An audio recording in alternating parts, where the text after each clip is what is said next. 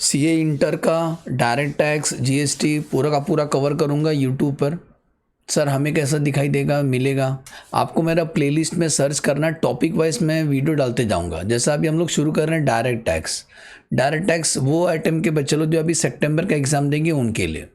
तो जो direct tax है और इनडायरेक्ट टैक्स सबका सब कवर हो जाएगा। अभी हम लोग शुरू करें डायरेक्ट टैक्स। अब डायरेक्ट टैक्स सर टैक्सेशन क्यों लेते हैं, टैक्स क्यों लेते हैं सर, हमको टैक्स नहीं मालूम है, बेसिक समझाओ। देखो एक सिंपल बता रहा हूँ, अपना घर में कौन कमाता है, पापा कमाते हैं या कुछ लोग अगर मम्मी कमाते हैं।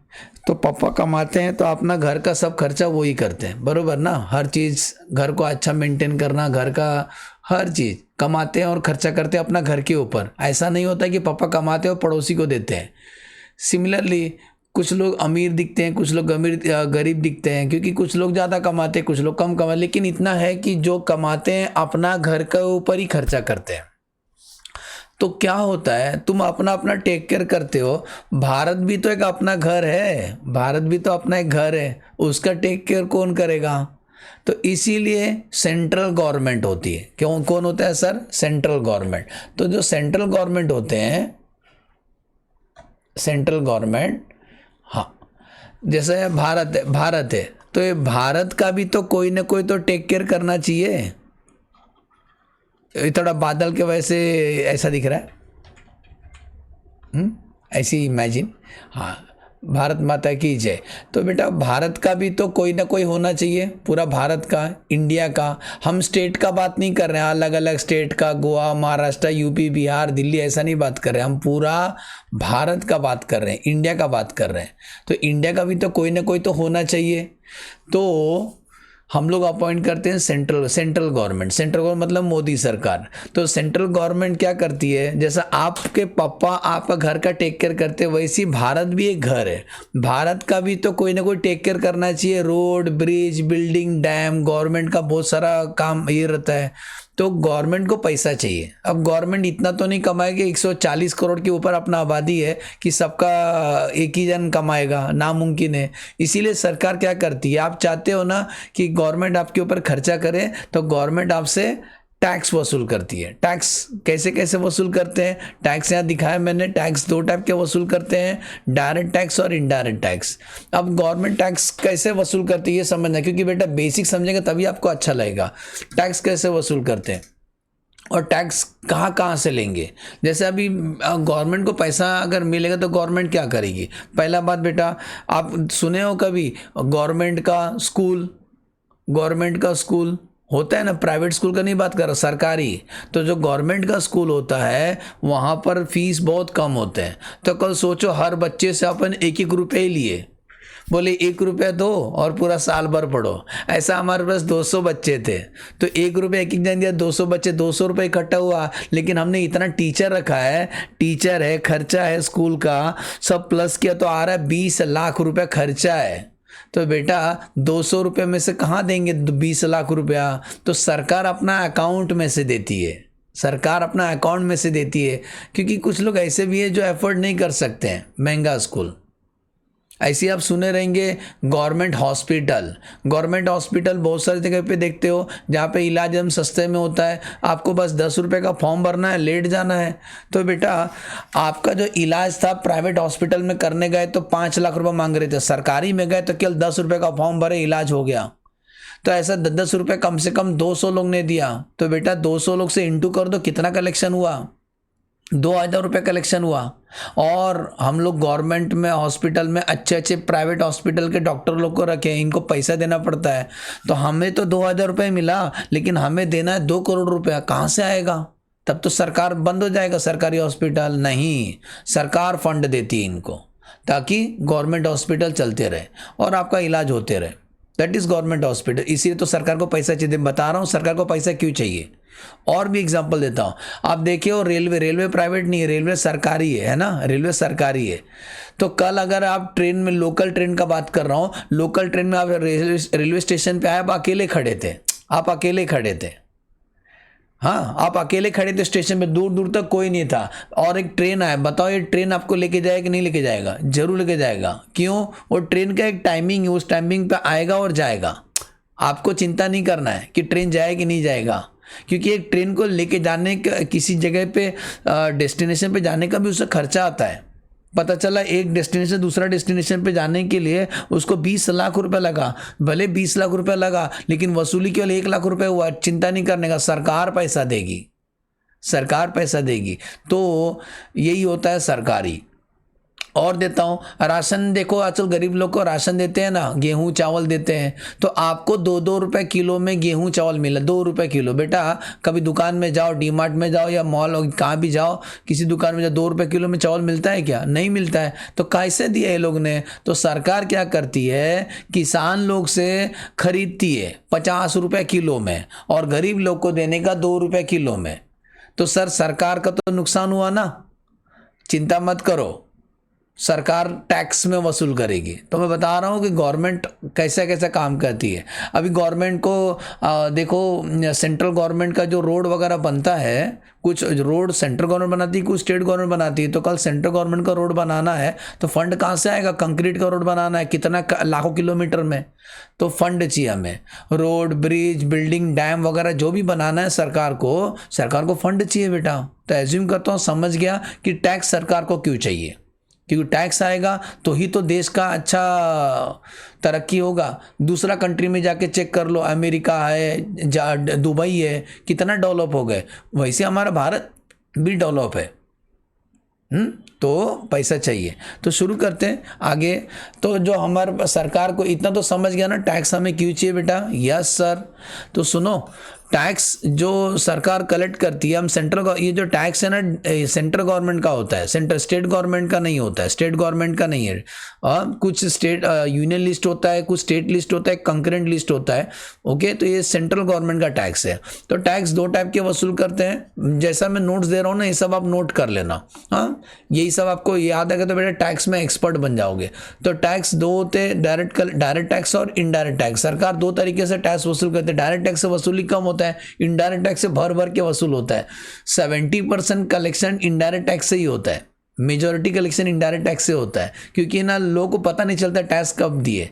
अब इनडायरेक्ट टैक्स भी 2 है, जीएसटी और कस्टम। जीएसटी भी हम पढ़ेंगे, गुड्स एंड सर्विस टैक्स। दूसरा कस्टम कब लगता है? दूसरा देश से कुछ इंपोर्ट करते हो, कुछ एक्सपोर्ट करते हो तो कस्टम लगता है। देश का बात आता है, एक देश से दूसरा देश कोई चीज़ खरीदते हो, बेचते हो तो कस्टम लगता है। पॉइंट नंबर 1 समझा कि टैक्स सरकार कैसे वसूल करती है, डायरेक्ट टैक्स और इनडायरेक्ट टैक्स। अब आते हैं पॉइंट नंबर 2 बेटा। पॉइंट नंबर 2, डायरेक्ट टैक्स किसके ऊपर कैसे चार्ज करते हैं, मतलब सरकार टैक्स कैसे लेगी? काला गोरा देख के लेंगे, कैसा लेंगे? तो बोलता है direct tax is charge on the basis of residential status. बहुत इंपॉर्टेंट वर्ड है बेटा। हम टैक्स कैसे वसूल करते हैं? या रेसिडेंस स्टेटस के बेस पे लेते हैं। किसके बेस पे? On the basis of residential status. ये इसके ऊपर चैप्टर है बेटा, नेक्स्ट चैप्टर है। हम लोग सिटीजनशिप पे नहीं लेते हैं टैक्स कि तू भारत का दिखता है, तू चॉकलेटी दिखता है तो तू टैक्स दे, तू गोरा दिखता है तो तू फॉरेनर है, तू चाइनीज दिखता है तो तू टैक्स मत दे। ऐसा नहीं होता है।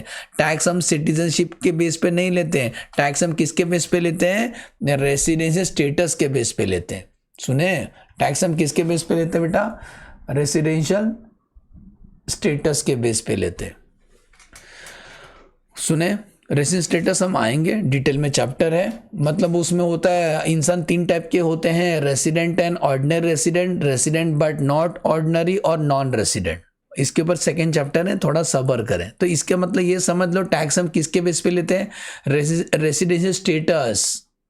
जैसे कल कोई फॉरेनर भारत में आके, कोई फॉरेनर भारत में आके, अमेजोन का मालिक भारत में आके बिजनेस करके गया गोवा में, 5 करोड़ रुपए कमाया और बेच के भाग गया, तो ऐसा नहीं चलता है, आपको भी टैक्स भरना पड़ेगा। तो टैक्स हम लोग रेसिडेंट स्टेटस के बेस पे चार्ज करते हैं, इंसान को देख के नहीं लेते हैं कि तू इंडियन है, तू फॉरेनर है, तू टैक्स मत दे। भाई साहब, तुम भारत में आए ना और कोई बिजनेस वगैरह कुछ किए तो आपको टैक्स पे करना है। भारत में कमा के जा रहे हो ना, टैक्स पे करना है। तो टैक्स याद रखना किसके बेस पे लिया जाता है? रेसिडेंशियल स्टेटस के बेस पे लिया जाता है।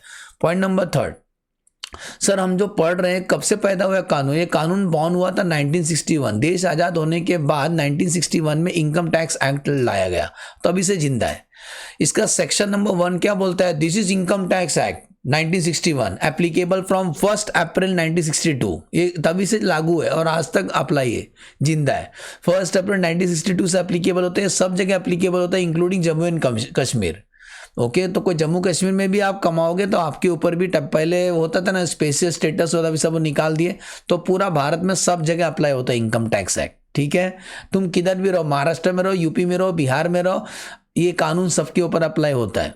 अब सबसे इंपॉर्टेंट पॉइंट नंबर 4, बेटा टैक्स अपन ना हर साल चेंज होते रहता है, ये एक प्रॉब्लम है टैक्स का, हर साल चेंज होते रहता है, माइनर चेंज होते रहते हैं। तो हम जो पढ़ा रहे हैं अभी आपको, जो बच्चे सितंबर का एग्जाम दे रहे हैं, सितंबर 24 का आपको अप्लाई होता है फाइनेंस एक्ट 2023। हमारे जो फाइनेंस मिनिस्टर है, बहुत सारे मिनिस्ट्री होते हैं मोदी सरकार के अंदर, सेंट्रल गवर्नमेंट के अंदर, एक होता है रेलवे मिनिस्टर, एक होता है फाइनेंस मिनिस्टर, अलग अलग मिनिस्टर होते हैं, रोड मिनिस्टर अलग होता है, ट्रांसपोर्ट मिनिस्टर अलग होता है, सो जो भी है, तो मिनिस्टर अलग अलग होते हैं। तो देश का जो फंड है ना फाइनेंस मिनिस्टर के पास होता है, तो फाइनेंस मिनिस्टर बोलता है कि देश का तरक्की के लिए हमें कितना पैसे का जरूरत है। देखो आप बोले ना रोड, ब्रिज, हॉस्पिटल में खर्चा करना है, रेलवे में खर्चा करना है, फॉरेस्ट में एनिमल्स के ऊपर खर्चा करना है, बहुत सारा अलग अलग है। तो हमें इतना खर्चा करने के लिए हमें भी फंड का जरूरत पड़ेगा। ये कौन डिसाइड करता है? हमारे फाइनेंस मिनिस्टर। फाइनेंस मिनिस्टर फिर डिसाइड करते कितना फंड का जरूरत है, जैसे 24 लाख करोड़ का जरूरत है हमको देश का तरक्की के लिए, तो फाइनेंस मिनिस्टर बजट पेश करते हैं जिसको बोलते हैं फाइनेंस एक्ट। तो फाइनेंस एक्ट हम पढ़ने जा रहे हैं 2023 में, जो फाइनेंस एक्ट फाइनेंस मिनिस्टर ने बजट पेश किया था, उसके अंदर बताया जाता है कि आपका प्रीवियस ईयर क्या है। मतलब जो फाइनेंस एक्ट जो हम पढ़ने जा रहे हैं ना बेटा, हाँ हेलो, तो जो हम फाइनेंस एक्ट पढ़ने जा रहे हैं उसका जो एप्लीकेबल होता है ना वो प्रीवियस ईयर के लिए, मतलब जो हमारे फाइनेंस मिनिस्टर जो पेश करेंगे ना वो प्रीवियस ईयर के लिए होता है। तो प्रीवियस ईयर 23-24 के लिए होता है। तो सर ये प्रीवियस ईयर क्या होता है और असेसमेंट ईयर क्या होता है ये समझाता हूँ आपको, क्योंकि यही इंपॉर्टेंट है। प्रीवियस ईयर 23-24 क्या होता है, मतलब ये जो शुरू होता है ना बेटा, कब से शुरू होता है? प्रीवियस ईयर 23-24 यहाँ साइड में लिख देते हैं हम आपको। 1 अप्रैल, मतलब फाइनेंस मिनिस्टर 2023 में जो बजट पेश किए थे वो अप्लाई होता है 1 अप्रैल 2023 से लेके। हम लोग कैलेंडर नहीं फॉलो करते हैं बेटा, हम लोग फाइनेंशियल ईयर फॉलो करते हैं, इसको फाइनेंशियल ईयर बोलते हैं। 1 अप्रैल 2023 से लेके 31 मार्च 2024 तक, मतलब पूरा 12 महीना। तो जो प्रीवियस ईयर होता है 23-24 का मतलब होता है 1 अप्रैल 2000, मतलब जो फाइनेंस मिनिस्टर ने बजट पेश किया ना वो कानून कभी से कभी तक का है, 1 अप्रैल 2023 से लेके 31 मार्च 2024 तक। जो जैसा तुम भारत में देखो, हम बहुत बड़ा सोच रहे हैं, भारत का सोच रहे हैं, हमें 140 करोड़ का बात कर रहे हैं, तो 140 करोड़ लोगों को चेतावनी दे रहे हैं, और जो भारत के बाहर से भी लोग आएंगे ना उनको भी ये दे रहे हैं कि 23-24 में जो लोग ऐसा करेंगे उनको इतना टैक्स देना है। तो प्रीवियस ईयर क्या होता है? Previous year means financial year बोलते हैं उसको, इसी को फाइनेंशियल ईयर बोलते हैं। क्या बोलते हैं? फाइनेंशियल ईयर भी इसी को बोलते हैं। तो प्रीवियस ईयर इसे फाइनेंशियल ईयर, आगे प्रीवियस ईयर इसे financial year immediately preceding the assessment year in which tax is computed. एक वर्ड इंपॉर्टेंट है, जब भी का आप टैक्स कंप्यूट करते हो, देखो क्या वर्ड लिखा बेटा, कंप्यूट। एक सेकेंड, येलो कलर हमको चाहिए, more colour,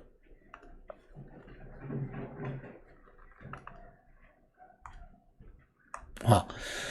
previous year means financial immediately preceding the assessment year in which income is computed. जिस साल का टैक्स आप निकाल रहे हो, इनकम इज कंप्यूटेड, मतलब यहां हम कंपटीशन करेंगे। आप कमाओ और इसका टैक्स आप बाद में भरना। टैक्स हम कब भरते हैं? असेसमेंट ईयर में भरते। ये तो हमारा बेटा प्रीवियस ईयर हो गया ना, ये तो हमारा प्रीवियस ईयर हो गया। असेसमेंट ईयर उसके आगे वाला ईयर होता है। ऐसा क्यों होता है? लॉजिक बताता हूँ। असेसमेंट ईयर, हमारा असेसमेंट ईयर क्या रहेगा? इसके आगे वाला ईयर होगा। वो कब शुरू होगा? 1 अप्रैल 2024 से लेके 31 मार्च 2025 तक, ये हमारा असेसमेंट ईयर है। सुने, सर ये दोनों अलग अलग क्यों होते हैं? प्रीवियस ईयर असेसमेंट, अच्छा से सुनो, किसी रेस्टोरेंट में आप जाओगे, पहले आप खाना खाते हो ना, पहला खाना खाओगे, पता चला 1 घंटे तक खाते रहे, उसके बाद बोले वेटर बिल दिया 6,000 रुपया, तो पहला आप खाना खाए फिर आप बिल भरे, है ना? वैसे ही प्रीवियस ईयर में पूरा अपन कमाए, जितना हो सका हाथ पांव मारे। प्रीवियस ईयर कभी से कभी तक 1 अप्रैल 23 से लेके 31 मार्च 24 तक हम पहले कमाए। अब जितना भी कमाए ना उसका टैक्स हम भरेंगे असेसमेंट ईयर में। कब भरेंगे? असेसमेंट ईयर में भरेंगे। सुने बेटा क्या बोला मैंने? प्रीवियस ईयर का टैक्स हम कब भरेंगे? असेसमेंट ईयर में भरेंगे। तो पहला आप कमाते हो, जब कमाते हो उसको बोलते हैं प्रीवियस ईयर। तो प्रीवियस ईयर का हम लोग कंपटीशन करते हैं, असेसमेंट ईयर का कंपटीशन नहीं करते हैं। असेसमेंट ईयर में हम टैक्स भरते हैं, मतलब पूरा 12 महीना आप कमाओ। अच्छा ऐसा नहीं होगा ना, घर पे जैसा लाइट बिल आता है हर महीने आता है, वैसे सरकार आपको हर महीने आएगी, दरवाजा खटखटाएगी, टक टक टक, नॉक नॉक, टैक्स दो टैक्स दो टैक्स दो। बेटा ऐसा करते बैठे तो कितना लोगों से टैक्स लेते बैठेंगे। डायरेक्ट टैक्स थोड़ा सा हटके, डायरेक्ट टैक्स क्या होता है? पहले आप कमाओ, पूरा 1 साल आप कमाओ प्रीवियस ईयर में कमाने का, फिर इसका आप टैक्स कब भरोगे? असेसमेंट ईयर में भरने का। इतना समझा? Previous year, assessment year. तो प्रीवियस ईयर किसको बोलते हैं? अभी इंग्लिश पढ़ो समझेगा। प्रीवियस ईयर क्या होता है? प्रीवियस ईयर आपका 23-24 है, इसको फाइनेंशियल ईयर भी बोलते हैं। वो किसके पहले होता है? असेसमेंट के पहले वाला है ना, immediately preceding the assessment year. बरोबर ना बेटा? असेसमेंट के पहले ही होता है ना। और ये क्यों नहीं समझता है?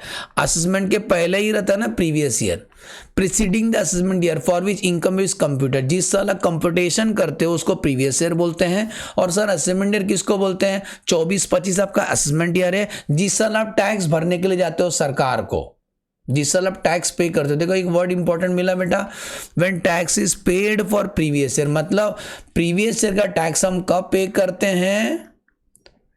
प्रीवियस ईयर का तो कंपटीशन करेंगे, कंपटीशन हम प्रीवियस ईयर करते हैं। और टैक्स कब पे करेंगे हम लोग? एवाई में पे करते हैं, असेसमेंट ईयर में एवाई बोलेंगे शॉर्टकट। और पीवाई मतलब प्रीवियस ईयर, वर्ड याद रहेगा। पीवाई मतलब पपैया नहीं, प्रीवियस ईयर। एवाई मतलब असेसमेंट ईयर। तो इतना बड़ा बड़ा बात क्या बोला याद रहेगा। इस तरह से कानून सबके लिए है। हाँ बेटा ये कानून सबके लिए, मैंने बोला ना, कोई भी इंसान हो, अब आएंगे इंसान में कौन कौन होते हैं, सबके लिए सेम कानून है। आप प्रीवियस ईयर जितना भी आप कमाएंगे उसका टैक्स आप असेसमेंट ईयर में भरेंगे। तो प्रीवियस ईयर क्या रहेगा? जल्दी बोलो। 1 अप्रैल 23 से लेके 31 मार्च 2024, पूरा 12 महीना जो आप खाए थे उसका बिल भरो। हम जब बोलेंगे तब भरने का बिल आप, ठीक है? मोटा मोटा समझ गया। प्रीवियस ईयर, असेसमेंट ईयर, आगे बढ़ते हैं। सर लेकिन क्या होता है मालूम बेटा, इसका ना एक्सेप्शन है, इसका एक एक्सेप्शन है। 5 लोग के ऊपर एक कानून अप्लाई नहीं होता है। 5 लोग के लिए थोड़ा विचित्र कानून है। 5 लोग ऐसे लोग हैं जिनके ऊपर हमको डाउट है। जैसा मैं आपको बताऊं, हमारा एक रेस्टोरेंट है, हमारा एक होटल है।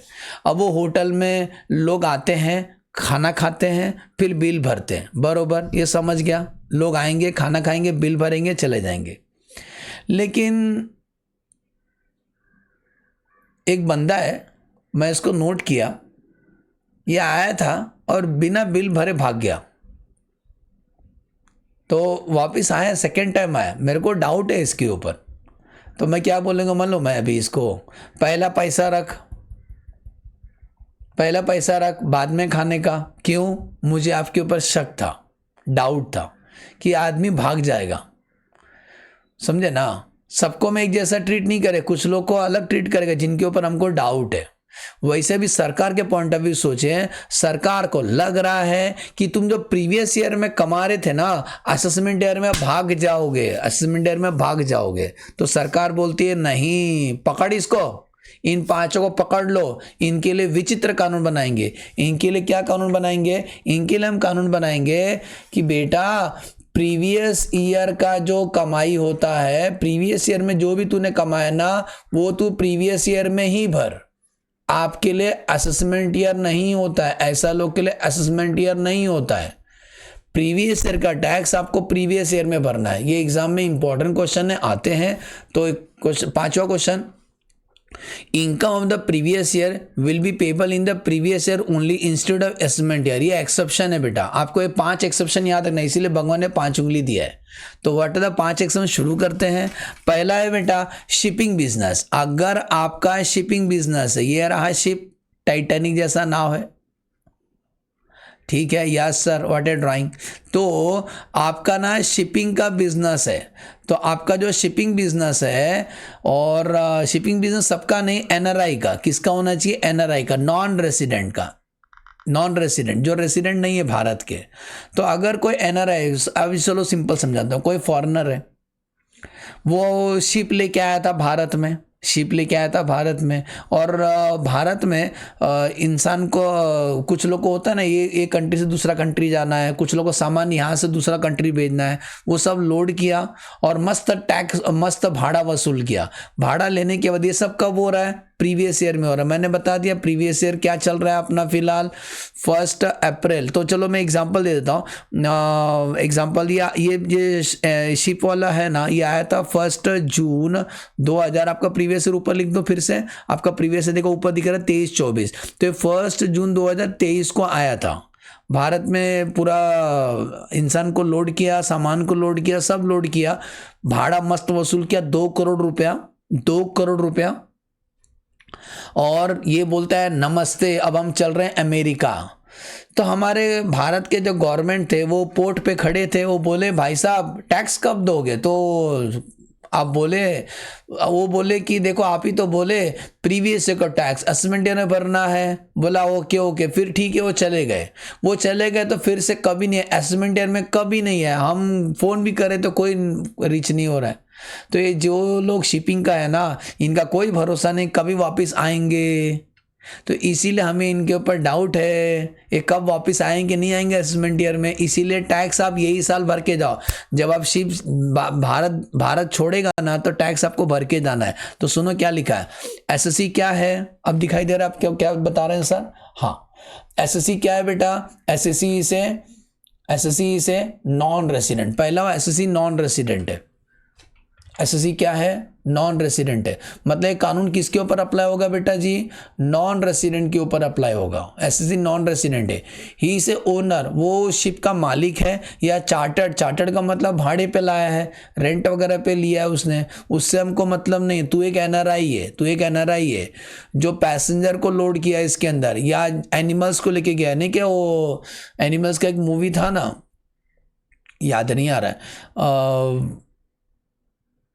वो एनिमल्स को लेके जाते हो, बीच में गिर जाता है समुद्र में, ठीक है छोड़ो, एनिमल्स, लाइव स्टॉक मतलब जानवर को लेके जा रहे हो, मेल्स या गुड्स लेके जा रहे हो, ship at the port in India, Bharat में सब लोड किए, भारत से कमा के जा रहे हो, ऐसा लोग के लिए वार्निंग है, सीधा 7.5% दे फ्रेट का, या तो तुझे भाड़ा मिला या भाड़ा बाद में मिलेगा, वो हमको मतलब नहीं। तो जितना भी कमाए ना उसका 7.5%, 7.5% आपको पे करके जाना है। जैसे एग्जांपल, अगर वो शिप में 10 लाख रुपए कमाया तो 10 लाख का 7.5% सीधा सीधा देना है आपको, 10 लाख का 7.5%। The master of the ship, जो क्या मास्टर होता है जो शिप का, जिसके इशारे पे शिप चलेगा, the master of the ship file the return and pay tax within 30 days of departure. 30 days of departure मतलब आपका शिप किस दिन निकलने वाला है, 1 जून को नहीं निकलने वाला, पकड़ के चलो आपका शिप निकलने वाला 1 जुलाई को, तो उसका 30 दिन पहले आपको रिटर्न फाइल करना है, शिप निकलने से 30 दिन पहले, नहीं तो हम गोली मारेंगे आप ऐसा भाग के गए तो पहला याद रहेगा। पहला क्या बताया, shipping business of the NRI, अगर जिसका जो एनआरआई है उसका शिपिंग बिजनेस है, भारत में कमाया उसने, तो भारत का जितना भी आप कमाए हो, गुड से कमाए हो, फ्रेट से कमाए हो, भाड़ा कमाए हो, उसका 7.5% आपको पे करके जाना है with in 30 days of the departure of the ship. Point number 2, second exception किसके लिए, वो लोग जो भारत छोड़ के जा रहे हैं, पर्सन लिविंग इंडिया, ये रहा एरोप्लेन। तो ये कुछ लोग हैं भारत छोड़ के जा रहे हैं, कुछ लोग हैं जो भारत छोड़ के जा रहे हैं और इनका इंटेंशन नहीं है वापस आने का। सर आपको कैसे पता चला इनका इंटेंशन नहीं वापस आने का, आपका जो वीज़ा पासपोर्ट होता है उस पर लिखा जाता है तुम कितना दिन के लिए अमेरिका में जा रहे हो, मलेशिया में जा रहे हो, थाईलैंड में जा रहे हो, कितना दिन के लिए जा रहे हो। आपका जाने के टाइम लिखा हुआ है, आने के टाइम नहीं लिखा है। जैसे एग्जांपल, कोई एक बंदा है और वो जा रहा है 1 नवंबर 2023 को, 1 नवंबर या 11 डाल दें, फर्स्ट कब जा रहे हैं देश छोड़ के, 1 नवंबर 2023 को आप देश छोड़ के जा रहे हो। और आपका हमें ना assessing officer, who is assessing officer, जो आपका टैक्स कैलकुलेट करता है, चेक करता है, तो असेसिंग ऑफिसर को लगता है, जैसा इनकम टैक्स का ऑफिसर होता है उसको असेसिंग ऑफिसर बोलते हैं, तो ऑफिसर को लगता है कि बंदा वापिस नहीं आएगा, ये भी विजय माल्या 2 बन जाएगा, नीरव मोदी बन जाएगा। तो ये देश छोड़ के कुछ लोग जा रहे, इनका आने कोई इंटेंशन नहीं है। तो बेटा जब तुम देश छोड़ के भाग जाओगे तो टैक्स देने के लिए थोड़ी ना भारत में आओगे। तो अगर जो बंदा हमको लगता है कि वापस नहीं आने वाला, person living India does not have intention to return to India, his total income, अब टोटल इनकम जितना भी होता है, salary, household, business, capital and other sources, जिस दिन वो जाता है उस दिन तक, मतलब अब ये नवंबर को जा रहा है देश छोड़ के, तो अप्रैल, मई, जून, जुलाई, अगस्त, सितंबर, अक्टूबर, 7 महीने का तू जितना भी कमाया उसका टैक्स तू भर के जाएगा। 7 महीना तूने जितना कमाया उसका टैक्स भर, उसके बाद देश छोड़ के जा। Payable in the same period, it is compulsory. बोलो समझा? तो पहला एक्सेप्शन क्या है? Shipping business of the NRI 7.5% पे करके जाना है। दूसरा, person living India does not have intention to return to India. अगर आपका वो वीज़ा पासपोर्ट के ऊपर डेट लिखा रहता है कब वापस आने वाला, तो फिर कोई टेंशन नहीं, लेकिन आपका जाने का टाइम लिखा, आने टाइम नहीं लिखा है, तो बेटा टैक्स पे करके जाओ। तीसरा कौन है? AOP और BOI। What is AOP? AOP stand for association of person, और BOI मतलब बॉडी ऑफ इंडिविजुअल। कुछ लोग है ना पार्टनरशिप, ज्वाइंट वेंचर बिजनेस करते हैं। सोचो हम लोग ना नवंबर में 3 लोग मिलके बिजनेस किए और 1 महीने के बाद मस्त कमाए, 2-2 लाख रुपए सब लोग ने, 3 लोग ने मिलके कमाए, और बाद में AOP को डिसॉल्व कर दिए। एसोसिएशन ऑफ पर्सन मतलब ग्रुप ऑफ पर्सन, 3-4 लोग मिलके कुछ बिजनेस किए, हम लोग मिलके बिजनेस किए, फटाके बेचे, क्रैकर्स बेचे, और मकसद पूरा होने के बाद bye bye. Association of person या बॉडी ऑफ इंडिविजुअल, मैं एग्जांपल बताता हूँ ना अच्छा आपको समझाने के लिए। हम लोग ना मैंगो का बिजनेस कर रहे हैं, जैसे सीजन है, और 2 लोग ने मिलके मैंगो का बिजनेस किया, 2 लोग ने 10-10 लाख रुपए कमाया, और बाद में बिजनेस काम खत्म हो गया, गाँव भाग गए। तो आप एसोसिएशन ऑफ पर्सन मतलब ग्रुप ऑफ पर्सन कुछ बिजनेस कर रहे हैं और काम होने के बाद खत्म हो गया, कोई नामो निशान नहीं, तो बोलता है बेटा ऐसा लोग टैक्स पे करें, ऑन द स्पॉट पे करें।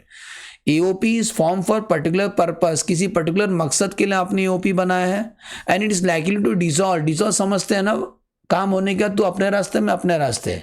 कभी ये सब कांड हो रहा है प्रीवियस ईयर में, so tax to be paid in the previous year only. इनके लिए असेसमेंट ईयर क्या होगा बेटा? वो तो बोलेंगे मेरे को कुछ याद नहीं, मैं तो गजनी है।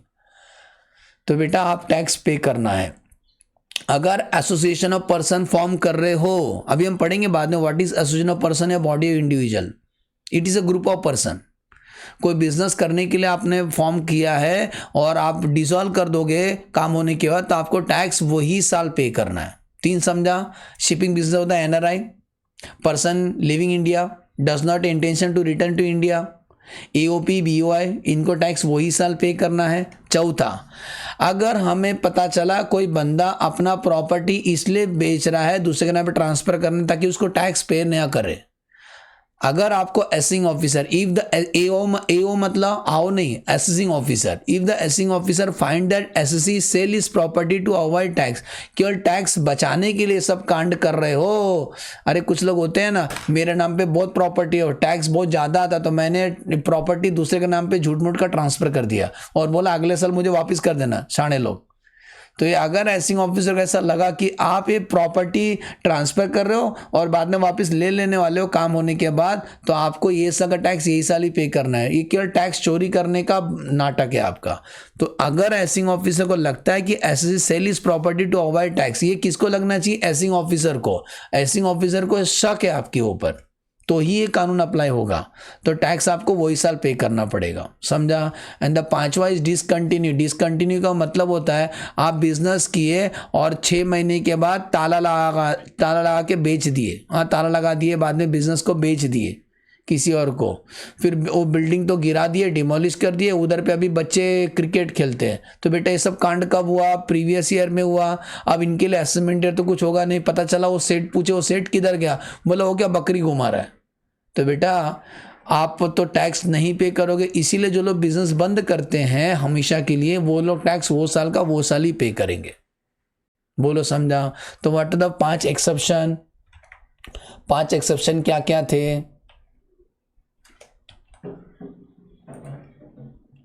5 एक्सेप्शन समझ में आया?